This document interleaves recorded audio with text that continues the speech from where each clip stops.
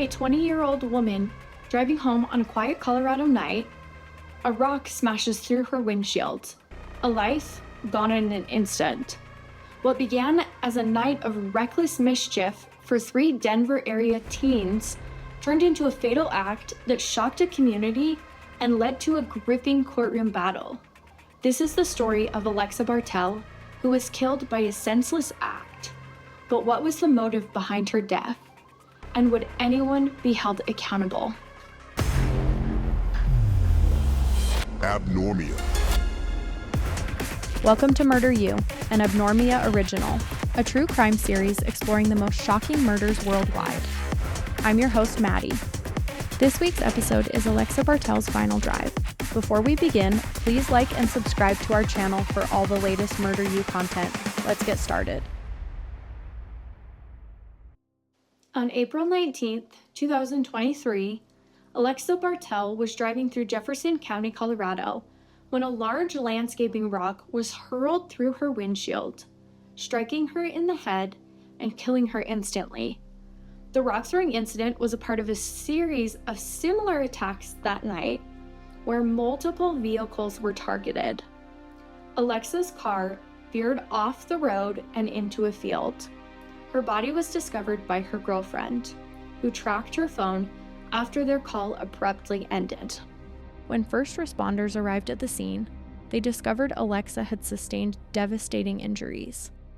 But it wasn't apparent what had killed her. After learning there had been a series of rock-throwing incidents that night, investigators discovered a rock near the scene that tested positive for presumptive blood.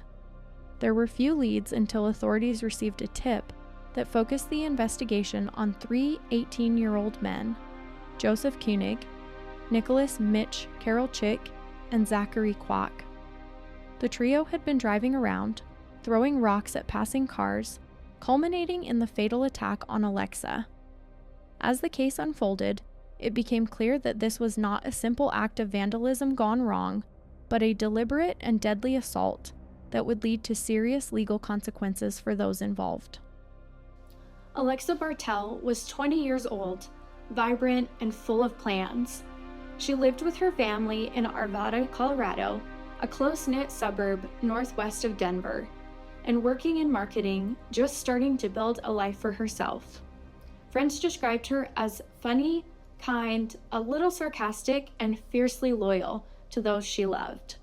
She was someone who checked in, someone who answered texts within seconds, the kind of person who always ensured you got home safely. April 19th, 2023 was a typical Wednesday night.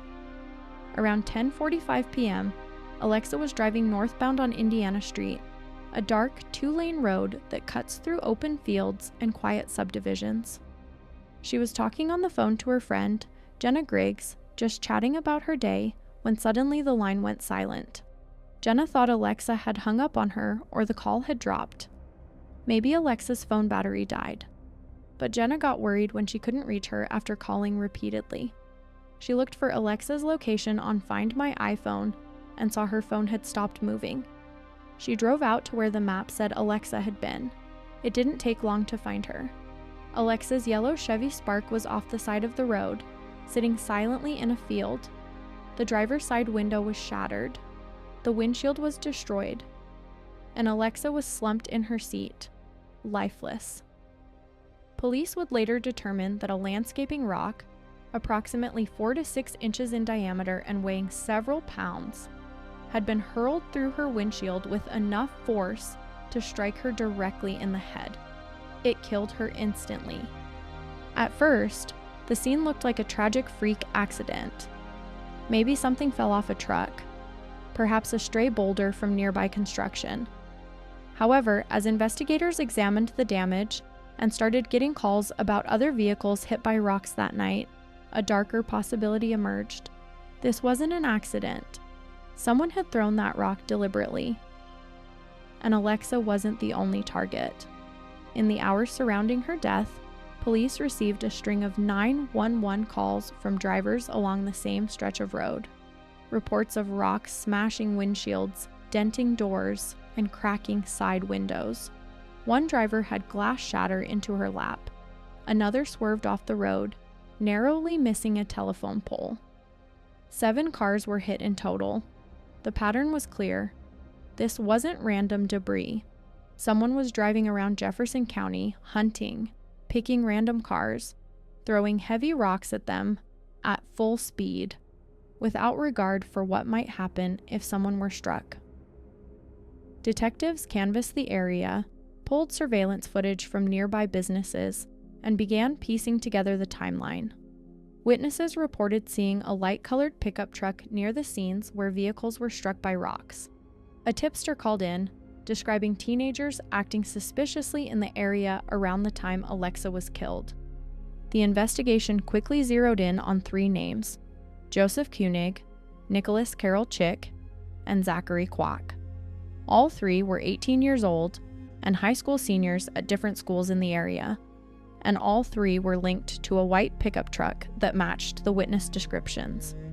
On April 26th, just a week after Alexa's death, authorities arrested the trio. The charges were staggering: first-degree murder, extreme indifference to human life, attempted murder for each of the other drivers they had attacked that night. Inside the truck, investigators found landscaping rocks matching the size and weight of the one that killed Alexa. At first, it wasn't clear who had thrown the fatal rock. Each of the teens began pointing fingers at each other. Each offered slightly different versions of what happened, but they agreed on one thing: they thought it was funny. In police interviews, Zachary Kwok admitted that they had been laughing after hitting cars with rocks earlier in the night. He said Joseph Koenig encouraged them, revving the engine and cheering. Carroll Chick admitted he stayed silent after the first hits, but didn't stop them. No one called the police. No one checked to see if the drivers were okay. They just kept driving, looking for more targets. By the time Alexa's car was struck, it wasn't a game anymore. It was deadly, and the fallout was just beginning. As investigators dug deeper, the portrait of that night and of the 3 teens responsible grew even darker. This wasn't a one-time impulse. It was premeditated recklessness and blatant disregard for human life.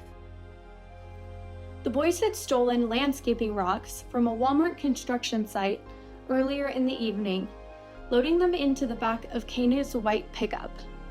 They cruised through the suburban streets and rural roads, laughing as they hurled rocks at passing vehicles. Some rocks simply dented metal, others cracked glass, and with every hit, their excitement grew. Carroll Chick later told investigators that after Alexa's car was struck, Kwok said he felt a sense of power from throwing the rock and hearing the crash. Koenig allegedly texted a friend about the night's events afterward, showing no remorse. Investigators also uncovered online conversations where at least one of the teens joked about the attacks. It wasn't an accident. It wasn't a prank gone wrong. It was calculated cruelty with zero remorse afterward. In court documents, prosecutors described the teens' behavior as a series of intentional acts showing extreme indifference to human life. They weren't just hurling rocks into empty fields or abandoned lots. They targeted moving vehicles, occupied cars, and families heading home for the night. And Alexa Bartell had paid the ultimate price.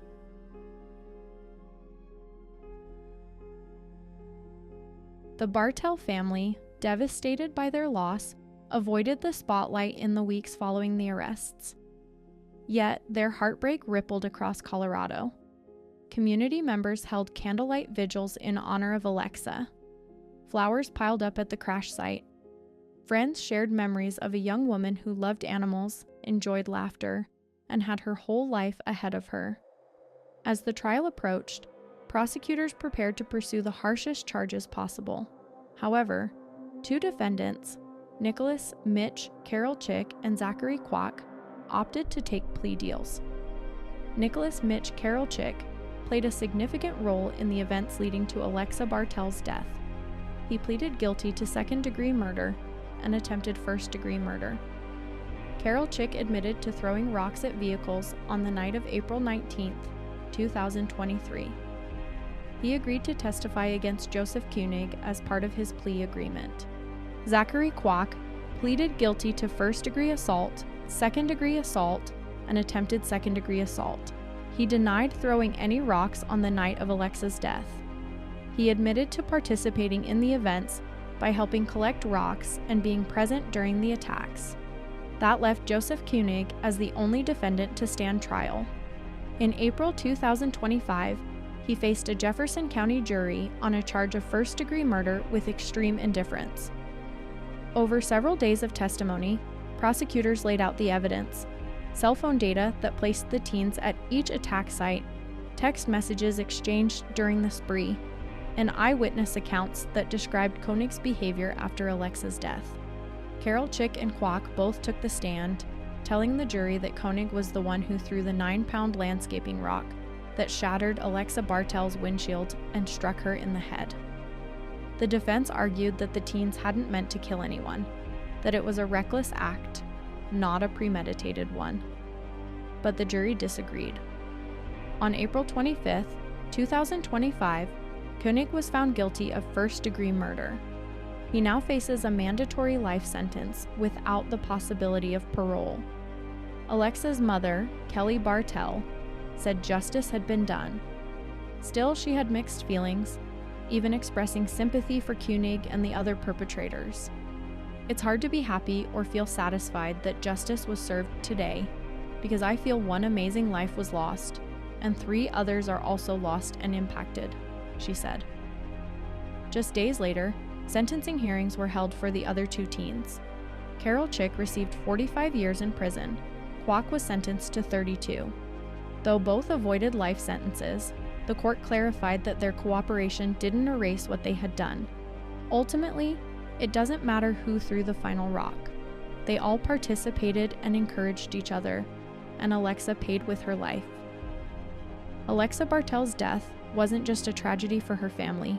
It sent shockwaves throughout the country, even becoming a global story. People struggled to comprehend how something so random and senseless could happen. You're driving home like you've done 100 times before, and suddenly a rock crashes through your windshield, and you're gone forever. Alexa's family released a statement after Kwok's conviction, thanking prosecutors, law enforcement, and the broader community for standing by them.